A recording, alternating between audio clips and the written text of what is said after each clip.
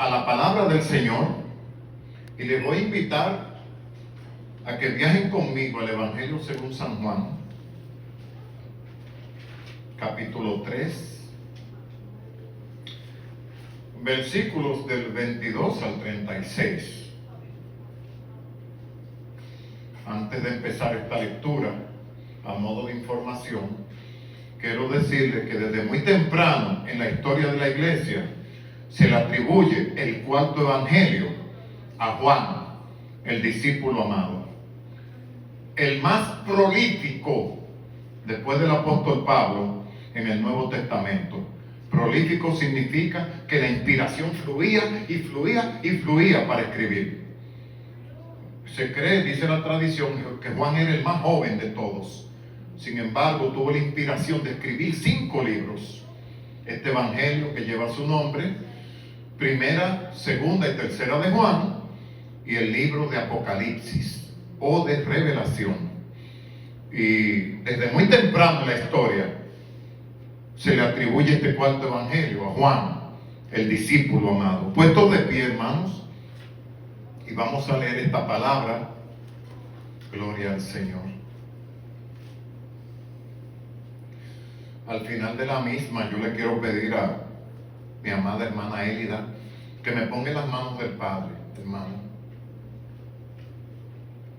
Repito la porción, Juan capítulo 3, los versos del 22 al 36 dicen así: después de esto, vino Juan con sus discípulos, vino Jesús con sus discípulos a la tierra de Judea, y estuvo allí con ellos y bautizaba.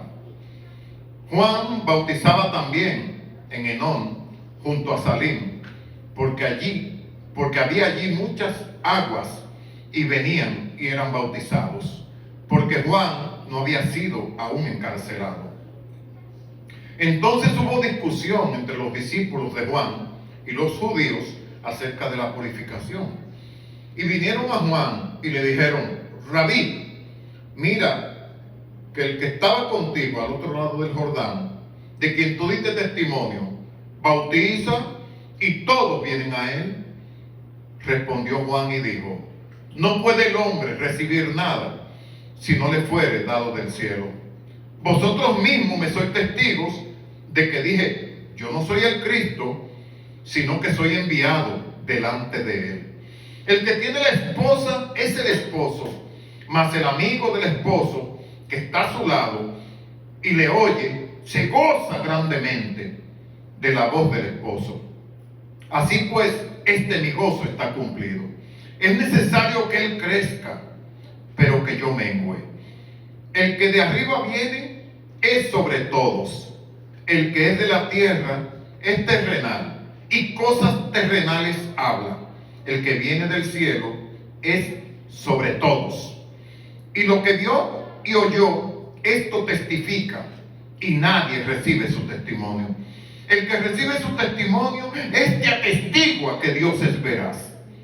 Porque el que Dios envió, las palabras de Dios habla, pues Dios no da el Espíritu por medida. El Padre ama al Hijo, y todas las cosas han sido entregadas en su mano. El que cree en el Hijo tiene vida eterna, pero el que rehúsa creer en el Hijo no verá la vida, sino que la ira de Dios está sobre él. Oremos. Te bendecimos, Señor. Mi Dios amado, Rey poderoso y santo, en esta tarde bendecimos y alabamos tu santo nombre. Sí, Señor. Gracias, Padre bendito, por todos los que estamos aquí reunidos. Oh, estamos delante de ti, Señor. Para Señor. el consejo de tu palabra, oh Dios eterno. Bendice, Padre de la gloria, a los padres que están presentes, Señor, como a los que no están, oh Dios de gloria y de poder. Tú sabes el por qué nos encuentran, Señor. Pero a los que no conocen de ti, oh Dios mío, permíteme, Oh, gloria al Señor. poder llegar, Gloria al Señor. que alguien venga y les hable de tu santa y bendita palabra, Amén, Señor, Jesús. y que tú puedas morar en ellos, oh Padre de la gloria. Gloria a Creemos, Dios. confiamos en ti, Señor. Sí, Señor. Danos entendimiento de tu palabra, Señor, del consejo, Padre, que le das haz a tu siervo que nos traiga, Oh, Señor de Señor. gloria. Danos palabras, Señor. Gracias, mi Jesús. Danos palabras. Gracias, Padre. Que sean tu En nombre palabra, de Señor. Jesús. Que sea tu palabra hablando. Gloria a nuestra Dios, vida, aleluya. Señor del cielo. Sí, Señor. Gracias, Rey En de nombre de Reyes, Jesús. en el nombre de Jesús. Amén y amén. Pónganse cómodos, hermanos. Como ustedes ven en su programa, el título de esta homilía: Convencidos del llamado de Dios. Y respecto al título, vamos a buscarle el sentido y la conexión a lo largo de la homilía o del sermón o del discurso. Le vamos a encontrar el sentido al título. Generalmente se conocen 3 llamados. Estoy hablando del ministerio, el llamado ministerio cristiano. Pueden ser que hayan más, pero son los que yo conozco. Este es el llamamiento del hombre, el llamamiento subjetivo, el llamamiento del yo. Ya yo soy cristiano, estoy en los caminos del Señor hace algún tiempo, pero tengo cierta ambición, tengo ciertos objetivos que quiero alcanzar. Ese es el llamado del hombre, del individuo, no de Dios, no del Señor, porque se ha visto eso. Personas con ambiciones, líderes con ambiciones, que no esperan el tiempo del Señor y aprovechan las conexiones y los medios. Algunos llegan, algunos no. Lo más triste es que el que llega sin el favor de Dios. El segundo llamado es el de la gente, el de la adulación, el de la conveniencia, cuando a un individuo le cae bien. Y cuando se llevan bien, pues lo postulan y lo empujan y lo llevan y lo promocionan. Eso también se ha visto en la iglesia cristiana. Y esta introducción es didáctica, hermanos. Es para aprender nosotros de la experiencia y no practicar lo que a Dios no le agrada. La iglesia del Señor debe ser pura. Tercero es el llamamiento del Señor, el llamamiento de Dios. De ahí el título: Convencidos del llamado de Dios. Uno de los líderes del Nuevo Testamento que yo más respeto y más admiro es el liderazgo de Juan el Bautista. Lo admiro. Y esta admiración tiene sus antecedentes, porque era un hombre con carácter.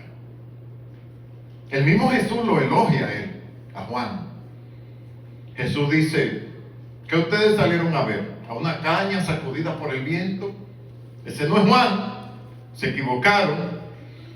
En otras palabras, ¿qué ustedes salieron a ver? ¿Un blandengue? ¿Una persona que ahora dice una cosa y ahorita dice otra? Se equivocaron. Ese no es Juan el Bautista. Entonces Juan estaba convencido de su llamado. Y lo vamos a ver, hermanos, mientras hacemos este recorrido en estos versículos de Juan capítulo 3. Y me llama la atención que el verso 22 comienza diciendo: después de esto. ¿Después de qué? Estos antecedentes y estos contextos son riquísimos. Y a mí no me gusta dejarlo de lado, porque enriquecen, hermanos, el discurso. Lo adornan, le dan fuerza al discurso. ¿Qué fue lo que pasó antes de esto? Bueno, Nicodemo va a encontrarse con Jesús. Y Jesús inmediatamente aborda el tema del nuevo nacimiento. Nicodemo se queda alelado, se queda perplejo. No entiende el alcance de las palabras de Cristo. Y Cristo en esos textos explica que Dios no envió a su Hijo a condenar al mundo, sino a que el mundo sea salvo a través de él. Desde luego, esto no incluye lo que enseña el universalismo religioso de que todos somos salvos. No, para que el mundo sea salvo por él. Todo el que extienda sus manos a lo que Dios ofrece y se somete a las directrices de él y a Jesucristo, entonces ese encuentra la salvación. El Señor no vino a condenar el mundo. Ese no era el tiempo del Señor. Ya el tiempo del Señor vendrá, y vendrá como juez. Ya no vendrá como el humilde nazareno que caminaba por las calles polvorientas de Jerusalén con unas sandalias empolvadas y un manto sencillo. Ya viene con el cetro en la mano, en una mano, y la vara en la otra, porque viene a juzgar. Y delante de él, dice Mateo, se juntarán todas las naciones. Allí no habrá excepción, como yo he dicho en otras homilías. Allí nadie podrá decir, yo voy a llamar porque yo estoy enfermo. Mira, me cogió la hora. Dice que toda rodilla se doblará y toda lengua confesará que Jesús es el Señor. Y esto habla de obligación, esto no habla de opción. Todos, grandes y pequeños, tendrán que inclinarse ante la soberanía del Señor cuando Él venga. Entonces, hermano, qué maravilloso este evangelio de Juan.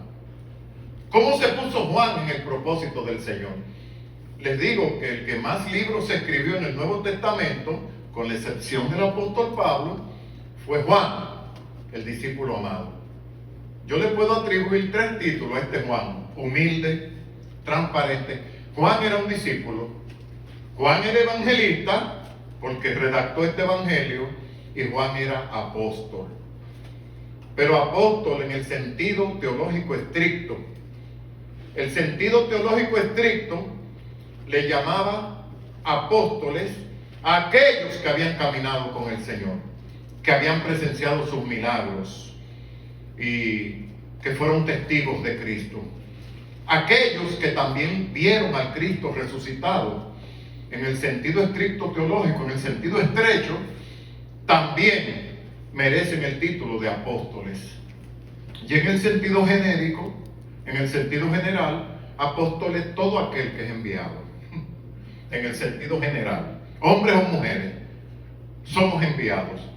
Pero allí tenía unas características muy especiales y muy estrictas en los tiempos de Cristo.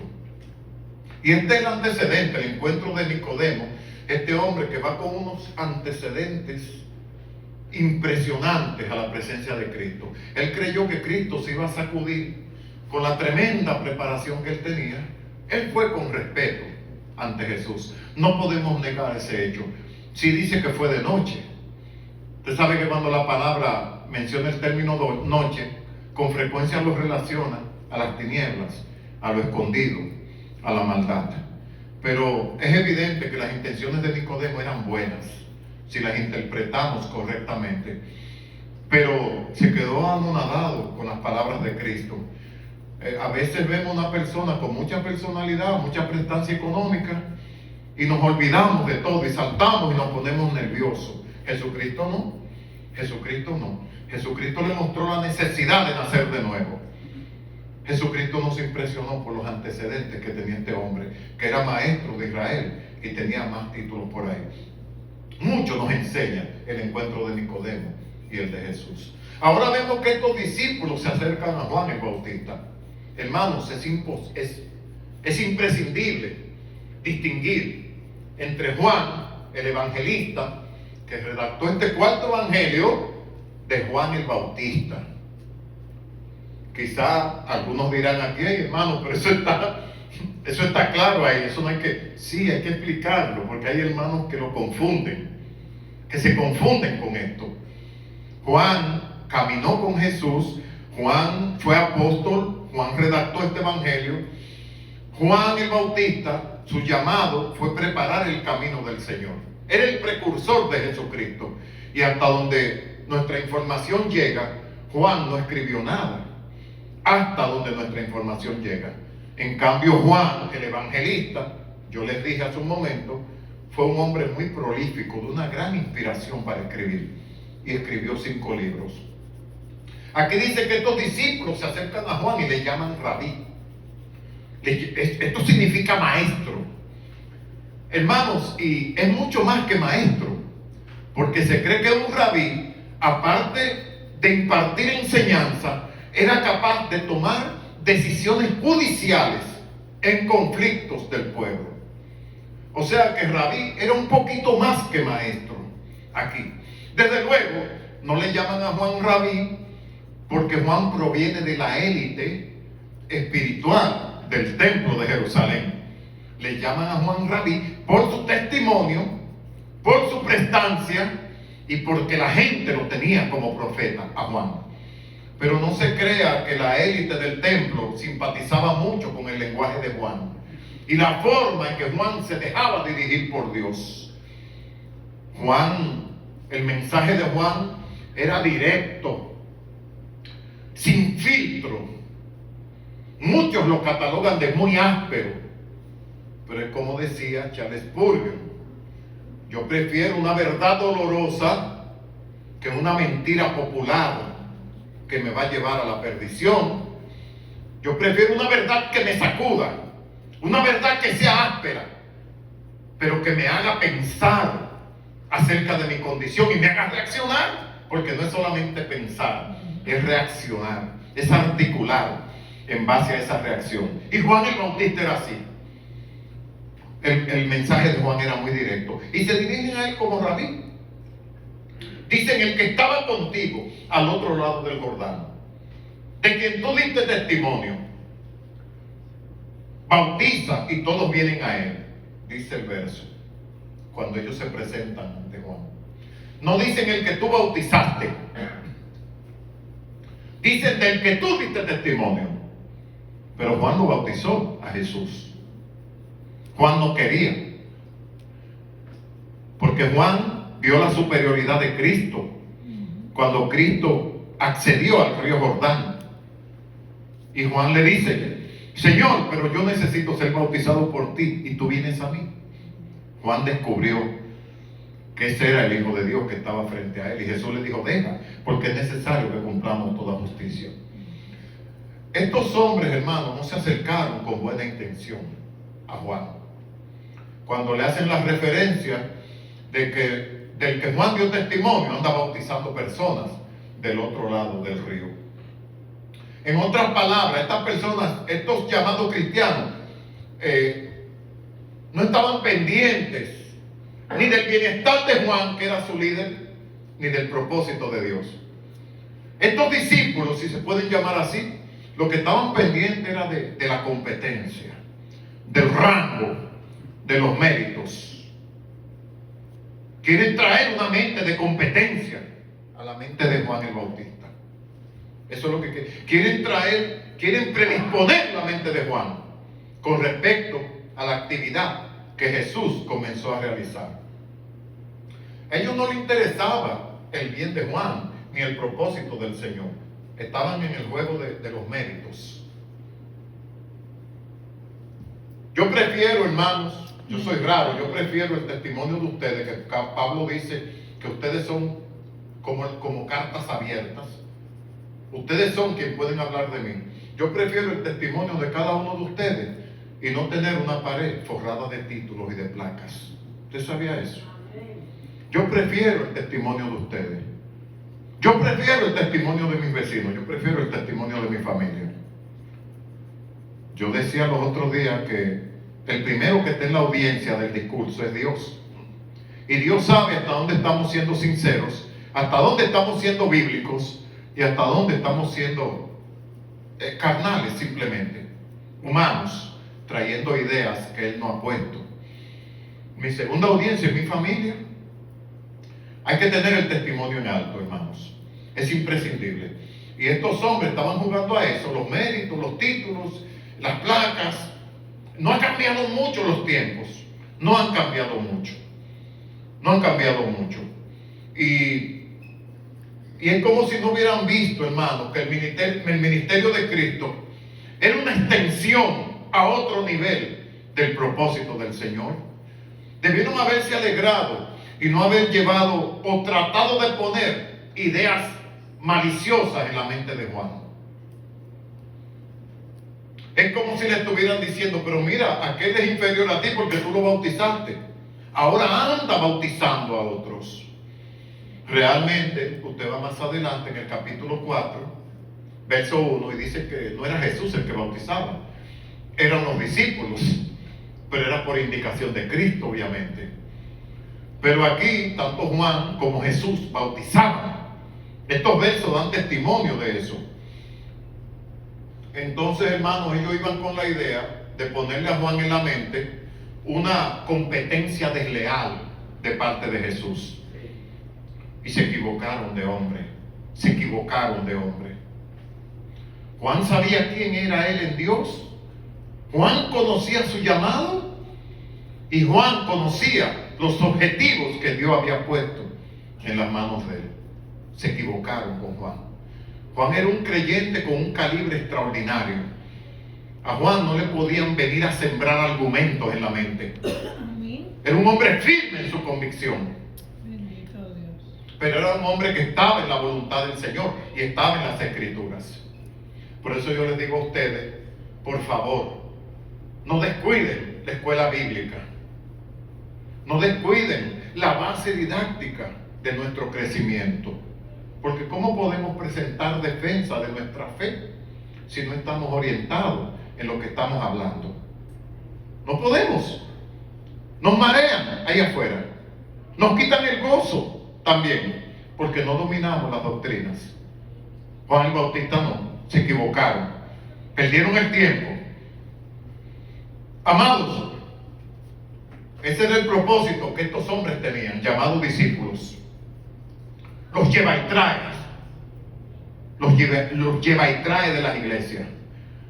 Los chismosos de la iglesia. Y en esto hay una enseñanza importante.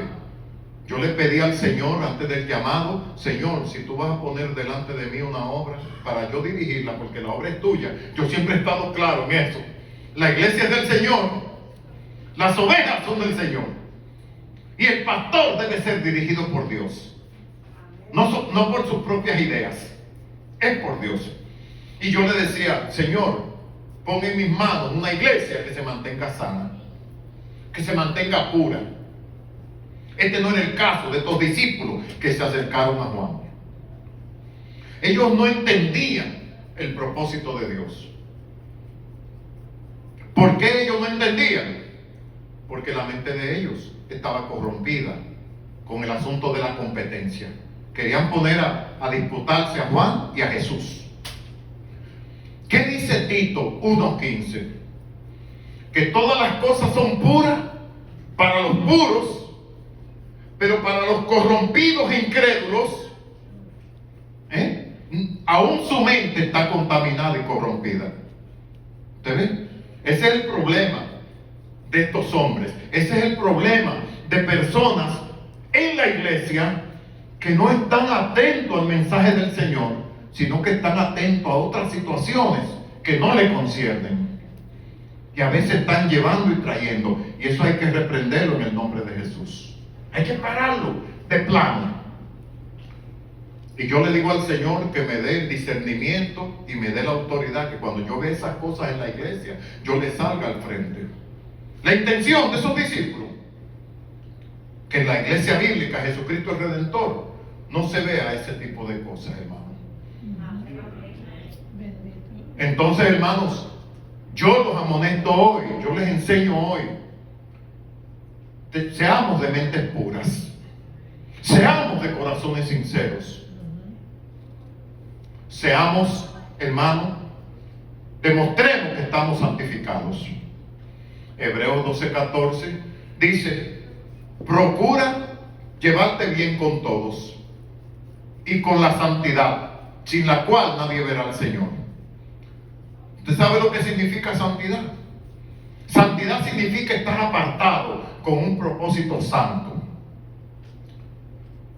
Y si nosotros estamos santificados, es que estamos apartados del mundo para Dios, para que sus propósitos se cumplan en nosotros y Él se goce y se glorifique de ver a sus hijos haciendo lo que Él le agrada. Jesucristo en una ocasión dijo: el que me envió conmigo está, no me ha dejado solo el Padre, porque yo hago siempre lo que a Él le agrada. Gloria a Dios. Es posible hacer lo que a Dios le agrada. Amén. Dios no nos va a poner causas que sean imposibles, hermanos. Entonces llevémonos de Hebreos 12:14. Sin la santidad nadie verá al Señor. Gloria al Señor. No podemos jugar al santo y al mundano al mismo tiempo. No podemos. Eso es imposible e inadmisible para Dios.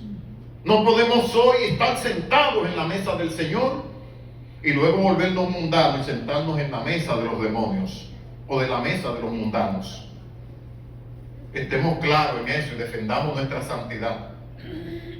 Porque Apocalipsis dice que eres frío, que eres tibio o eres frío. ¿Cómo es que dice Apocalipsis? Caliente o frío. Caliente o frío, o si no te vomitaré de mi boca, dice el Señor. Tibios. Exacto. Juan se pasaba de caliente, Juan el Bautista. A Juan no le importaba, y estoy trayendo el mensaje de los tiempos modernos, a Juan no le importaba que estuviera el alcalde sentado, el alcalde de Nueva York, el gobernador, la alcaldesa. Juan tenía una verdad de Dios y la lanzaba. Él no le importa, porque era la verdad de Dios, era la verdad del Señor. Y eso es lo que debemos desear, la verdad del Señor, hermanos. La verdad del Señor. Gloria a Dios. Estos hombres que fueron a Juan con esta intención malévola, cuando van con el término donde Juan y le dicen el que tú bautizaste, no se acuerdan que en aquella porción la voz de Dios se oyó y el Espíritu Santo bajó corporalmente sobre Jesús.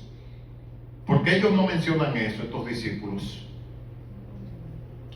Solamente dicen del que tú diste testimonio, no del que tú bautizaste, no, del que tú diste testimonio. ¿Por qué no dicen nosotros oímos la voz de Dios? Porque eran discípulos, hermano. Y ellos estaban ahí cuando Dios dio testimonio. Cuando allí en el bautismo de Jesús se reunió la Trinidad, Padre, Hijo y Espíritu Santo. ¿Por qué ellos no dicen eso? Nosotros oímos la voz de Dios que dijo, este es mi Hijo amado. Y nosotros vimos una paloma. Juan afirma que no conocía a Jesús hasta que el que le envió a bautizar le dijo, sobre quien tú veas el Espíritu descender y permanecer sobre él, este es el que bautiza con el Espíritu Santo. Hasta ese punto Juan no conocía al Señor todavía. Y con esa experiencia espiritual Juan se convenció, este es el Mesías, porque vio la paloma corporalmente descender sobre la cabeza de Jesús y permanecer. Porque se puede decir, una paloma que andaba volando, ustedes saben que hay palomas que vuelan bajo, una paloma que pasó volando, no, descendió y permaneció, quizás por algunos segundos, quizás por algunos minutos, sobre la cabeza de Jesús, como confirmación. Pero esta gente no van a Juan el Bautista con estos pensamientos, porque eso los comprometería a que ellos conocen el testimonio que el Señor dio acerca de Jesús. Van con mala intención, porque sus pensamientos no eran puros, hermanos. No eran sanos los pensamientos de ellos. Y estos versos dicen aquí, si ellos estaban ansiosos, hermanos, por crear controversia, por crear rivalidades, la inquietud de ellos a Juan el Bautista no lo movió para nada, ni un ápice del carácter de Juan movió esta corriente que ellos quisieron sembrar en la mente de él. Juan estaba tranquilo, porque Juan estaba convencido del llamado de Dios, como reza el título de acá hoy. Y Juan mismo declara que no puede el hombre recibir nada si no fuese dado de arriba. Los poderes están allá. Jesús se lo dijo a Pilato en su cara. Pilato se quedó impresionado porque Jesús se veía como un prisionero torturado, pero Jesús no actuó como un prisionero. Jesús mantuvo una dignidad que a Pilato lo asombró. A Pilato le despertó la curiosidad. Este prisionero en particular que no está pidiendo clemencia. La serenidad del Nazareno impresionó a Pilatos. Y le protestó. todo, le dijo, háblame, le dijo a Jesús, háblame. Tú no sabes que yo tengo autoridad para soltarte, para mandarte a crucificar. Ese Cristo, quizá con labios hinchados por los golpes, quizá con un ojo cerrado, mira a Pilato y le dice con una serenidad asombrosa, ningún poder tendría sobre mí si no te fuese dado de arriba.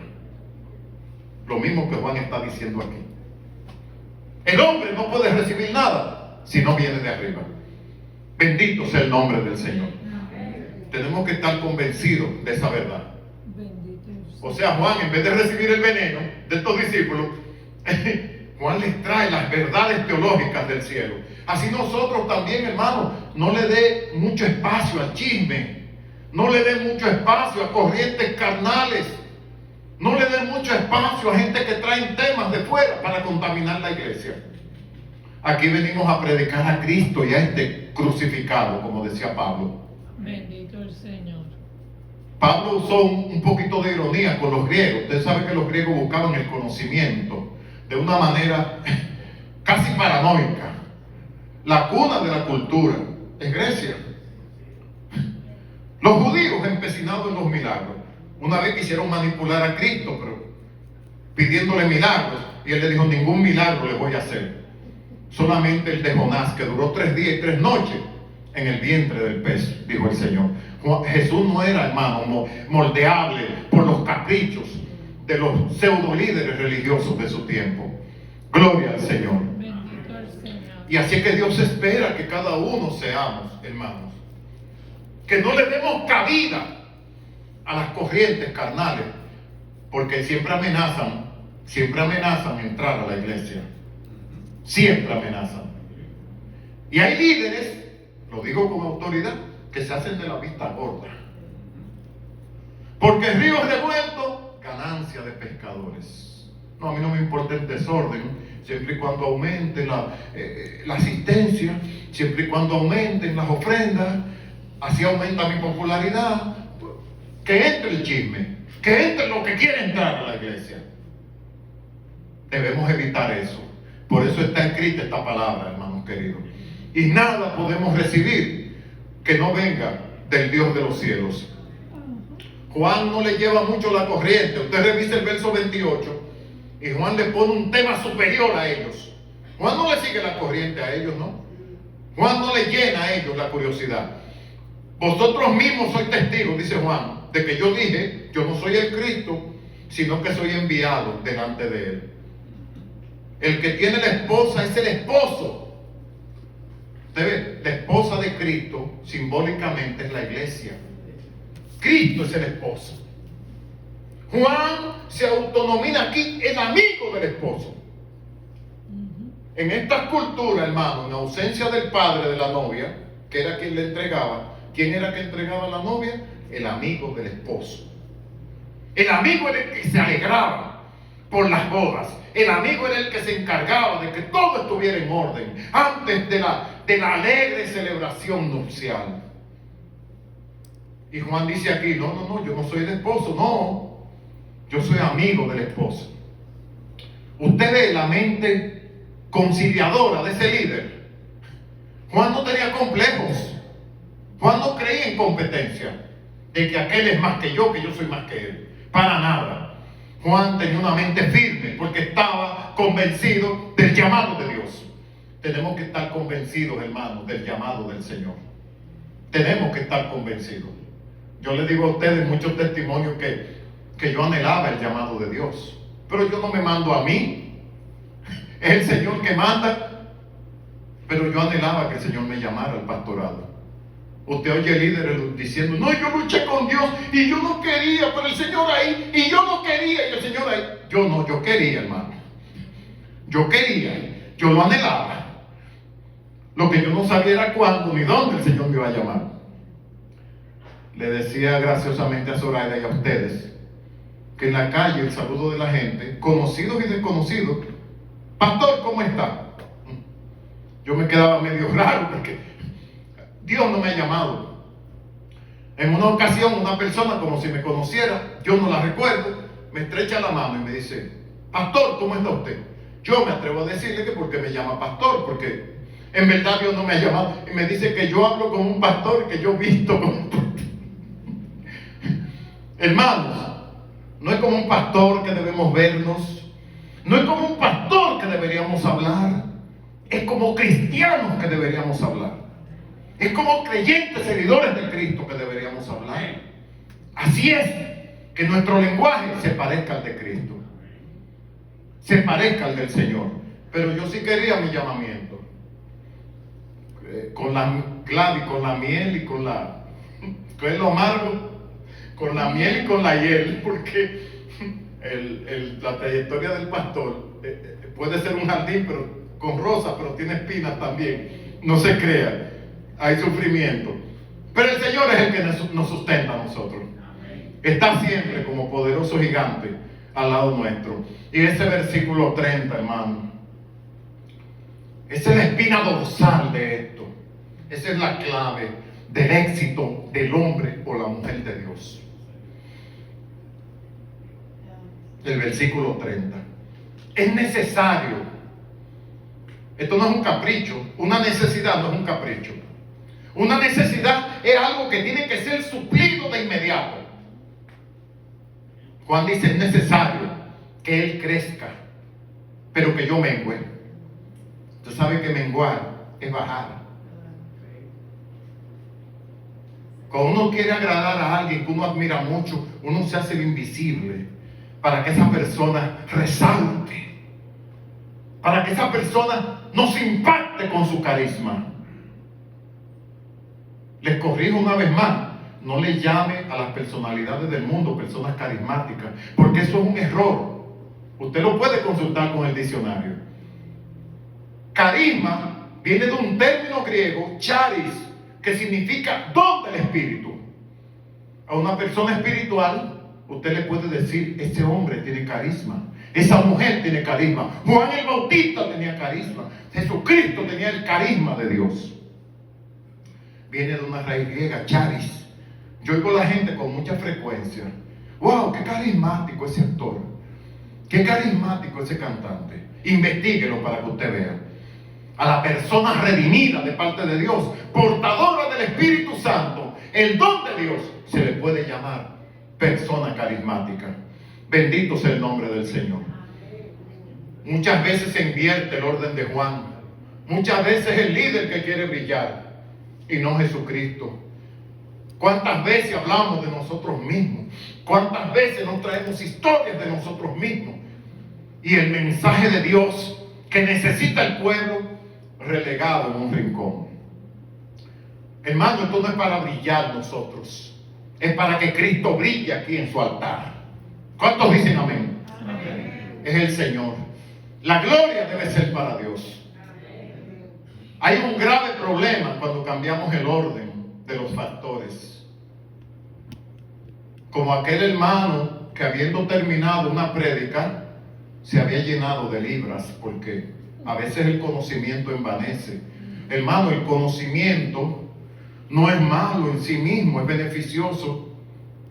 El corazón nuestro es que a veces no lo maneja como debe manejarlo, el conocimiento. Y muchos se llenan de orgullo, se llenan de libras. Un predicador termina un mensaje allí donde todo el mundo corrió, todo el mundo brincó, y viene un hermano a saludarlo.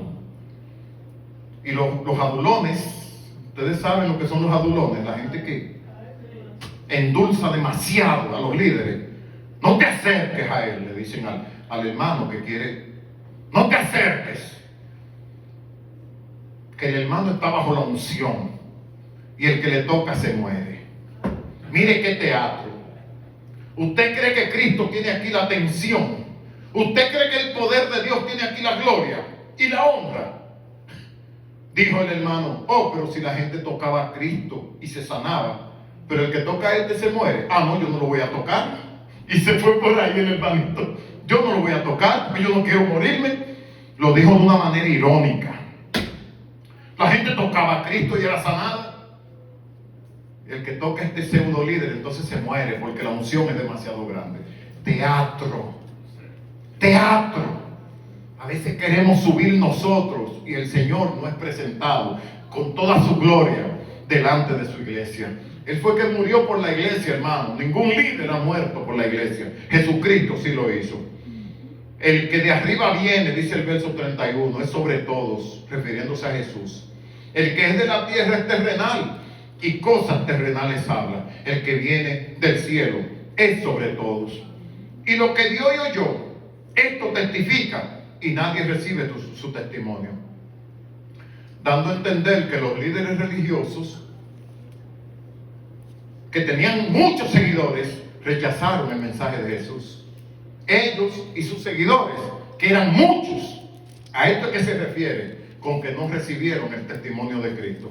Pero obviamente que Pedro, 5,000 personas que se convirtieron, es evidente que hubieron personas que sí lo recibieron. Dice el 33, el que recibe su testimonio, este atestigua que Dios es veraz. Porque el que Dios envió, la palabra de Dios habla, no habla de otra cosa. Pues Dios no da el Espíritu por medida, dice la palabra de Dios. El Padre ama al Hijo y todas las cosas ha entregado en sus manos. Y mire el verso 36 para ir culminando, hermanos. El que cree en el Hijo tiene vida eterna, pero el que rehúsa creer en el Hijo no verá la vida, sino que la ira de Dios está sobre él. Este es un pasaje, este es un verso sumamente importante. ¿Ustedes saben por qué? Porque hay personas que han creado su propio sistema religioso, independientemente de la Biblia, independientemente de los designios de Dios. Han creado una religión paralela, una religión donde nadie me puede corregir, donde nadie me puede amonestar, y eso es peligroso. Eso es peligroso, porque el que no tiene al Padre, el que no tiene al Hijo, no tiene al Padre. Automáticamente tienen que estar los tres, tienen que estar la Trinidad en la vida de la persona. Hay personas que proclaman tener a Dios, pero no se han sometido a un discipulado obediente, bíblicamente hablando.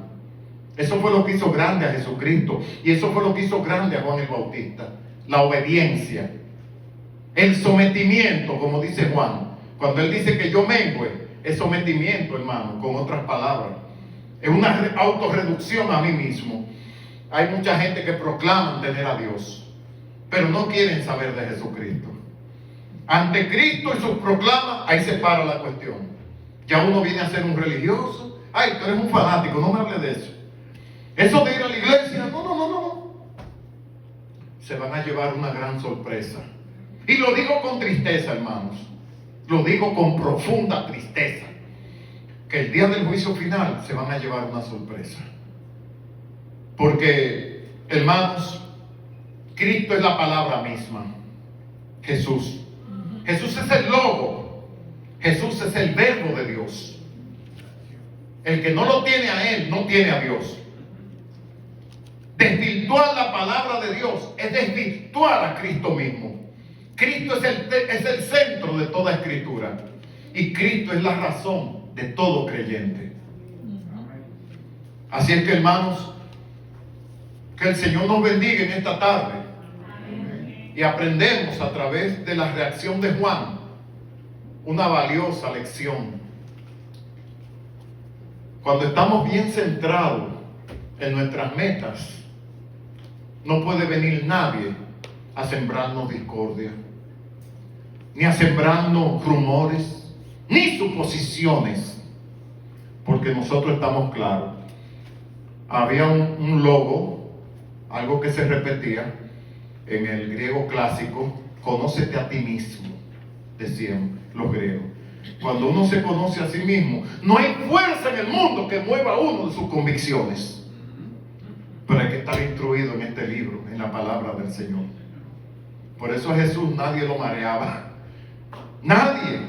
Y mire cómo Juan reacciona ante estos comunicadores negativos. Porque lo que llevaron, en vez de alegrarse de que el ministerio estaba teniendo una extensión, en vez de decir: Juan, mire, estamos llenos de gozo, porque Jesús, al que tú bautizaste, está extendiendo el ministerio de Dios.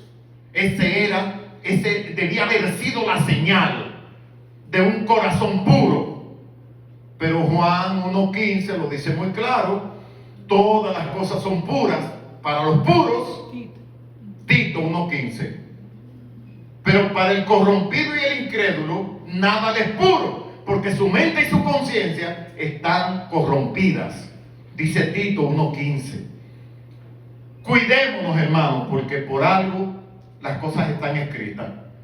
Para nuestra aplicación, porque la Biblia es un libro que nos prevé el mal, que nos avisa la palabra del Señor. La valiosa lección es tener la convicción que tenía Juan el Bautista. Jesús lo alaba el carácter de él. Jesús. Algunos dicen que en la prisión Juan sintió miedo cuando mandó 2 discípulos donde Jesús. Y eso tiene su explicación, hermano, pero aleja el miedo de la vida de Juan. Aleja el miedo. Cuando Juan comenzó a hablar de Herodes y su adulterio, Juan sabía que él mismo estaba firmando una sentencia de muerte. Cuando denunció el adulterio de Herodes, un monarca, Juan sabía que la muerte venía. Juan no le tenía miedo a la muerte.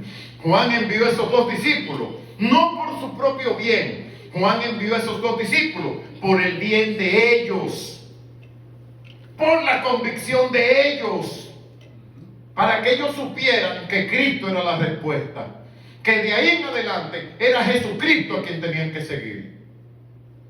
Pero hermano, nunca asocia a Juan el Bautista. Juan el Bautista le pesaba mucho el ruedo del pantalón.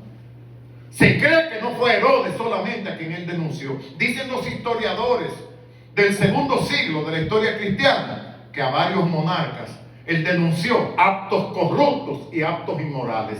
Y Juan sabía el costo que eso tenía en esos tiempos. Pero esa gente no le temían a la muerte, porque tenían su convicción muy firme. Que el Señor nos bendiga, hermanos, en esta tarde. Vamos a ponernos de pie.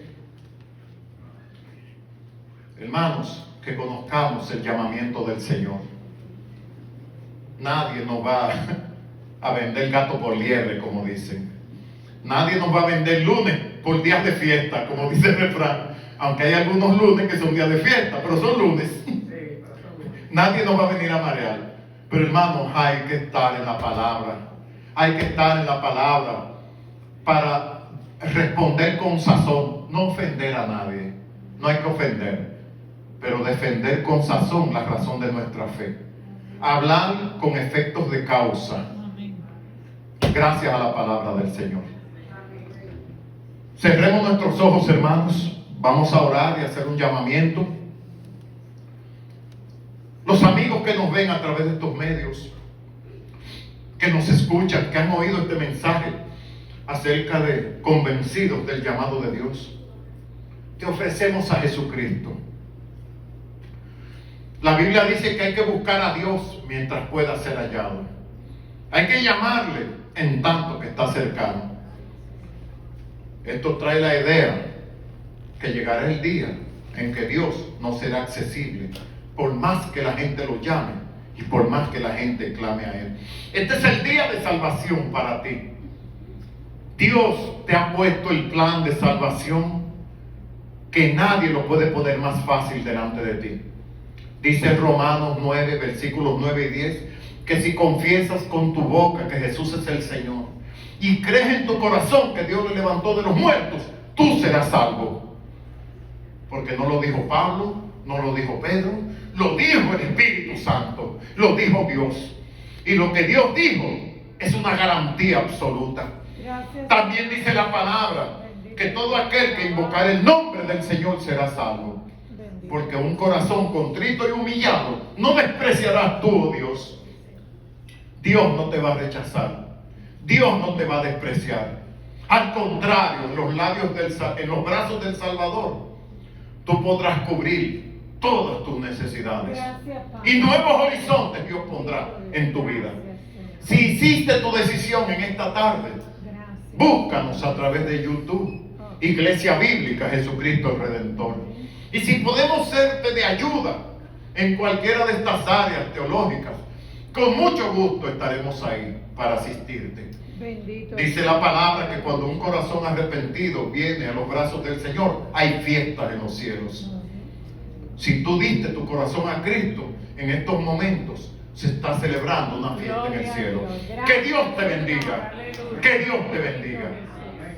Padre Celestial, gracias por la iglesia bíblica, Jesucristo el Redentor. Gracias, Padre. Aleluya. Yo te pido, Señor, de una manera intensa, de una manera íntima, que tu Santo Espíritu, Señor, repose sobre los hombres y mujeres que forman parte de esta iglesia. Y que estén, Señor, convencidos de su llamado. Que se instruyan, que se preparen, Señor, acerca de tu palabra, para que llegado el momento poder presentar defensa racional de nuestra fe, apologética, Señor. Aleluya. Gracias. Pero Señor. instrúyenos, déjanos guiar a través de tu Santo Espíritu, Señor. El que está desorientado, Señor, anímale, anímale. El que está alejado, acércalo, Señor, a tu casa. Acércalo, Señor, a la familia. El que está confundido, trae claridad, Señor. La claridad que exhibía Juan el Bautista en sus decisiones y en sus mensajes. Y aún Jesucristo mismo. Gracias, Señor, por el Cristo de la gloria. Porque también Él se sometió al ministerio que Dios le dio. Y cuando Dios dijo, este es el final, Jesús también se sometió cuando dijo, consumado es. O sea, tanto el ministerio de Juan tuvo un principio y un final, y el ministerio terrenal de Cristo tuvo un principio y un final, porque ambos estaban sometidos a las directrices del Padre. Gracias, Padre. Danos eso mismo a nosotros, Señor, Bendito Dios. porque es posible y es alcanzable. Estos favores te los pedimos por los méritos de Cristo, no por nuestros propios méritos. Y en su nombre hemos orado. Amén y amén. Gloria a Dios. Sean gratos los dichos de mi boca y la meditación de mi corazón delante de ti, oh Jehová, roca mía y redentor mío. Y el pueblo de Dios dice, y amén.